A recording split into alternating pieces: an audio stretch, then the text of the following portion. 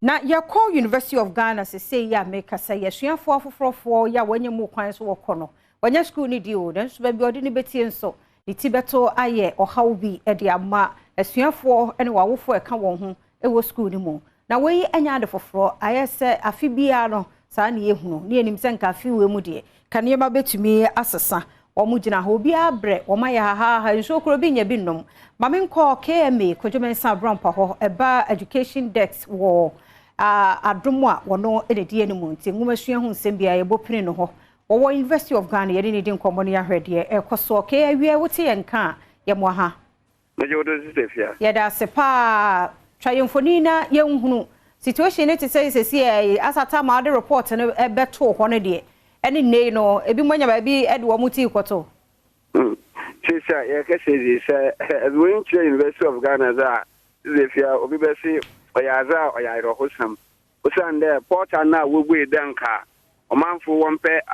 house of residence no wontum wanhwa na wobenye bi no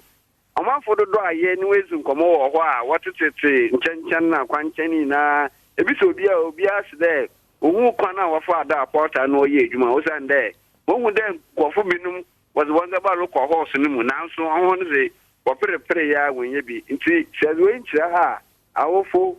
school fu na won ahona wahwe no na sese wa bodom ma wo fi one hall of residence na wo kwa another hall na wahwe there yankopo be ho na adom na wenya bebi na ho na wazi won ba be no wazi wonza megu wona wahwe na wohuza orokoda za oye won wa wo mu de se ekọ hostess ahoro nso a obemben university nso pa abakọ ho no na osuboso wose waayema nti sese ade waye asam kase pa isefia mami bi eyi ni ti nkomo oni ne ba beyin wo fi gbogbo so ahomachi no wobalande okita ni nzama nyina nti sesia owu mebi oze ni nzama roko onu so a o so onye gusanyi bia ewo nkan ha nti sesia o de okokope hotel bi na onye ne ba no okokọ hye wa bra obohwehwe dame admission all another baby o ne ba no oze ni triboto onho asam nti sezi won chiro gon sesia da bebia esiafo was with to the why asamsabe ewo legon ha na when your first time etasi afene edru say etasi nti mpanifo no de na omo ye e de afa ho sabe ya o hawa tete awofo ene asuafo famu na bekoso ho sa de na omo ye ize fe bo pindanka yebenya mpanifo ni bi na enwezi nkomo ho sumpanifo no ze obi anya na adwinde onye wo bezi nkomo na se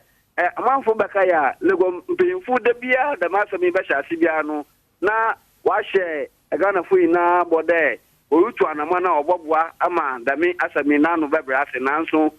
anytime bia admission ba shasi bia no na da masami why then wasan ama no hondo azekura a oda yina ye hye no so inde sehwe free SHS na wa ba na isefia ama admission increment aba admission mu nti se school another university mpemfu no wo bibia oda wase now abana bua wanwa waye expansion so wanya expansion za debi za ozba bampo no osunza yeru hu sesia no tie ka sese mpemfu na ga se fro mpa enya won na inwezu nkomo na wahwe anamo na worutu na wotum asodame hawe a orekodo na no nti sesia mpem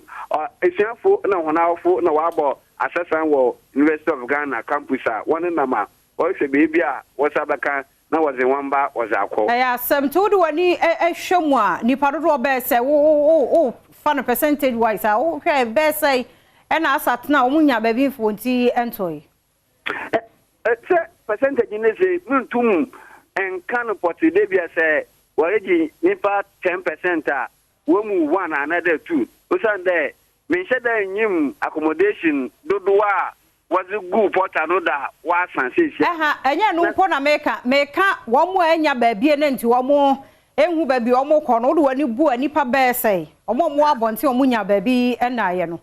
se as when chire 5 horse na wo University of Ghana na that baby aboko bia no nipa dom jinjina ho a wo repede mpemfu ba ye wona do na wanya ho ne bi wazama wo maframa nti from hall to hall ne ze ebeduru ho no se video na ye ze ba na ebodu no wabodom pemu wo hall na yim wa wo hwe na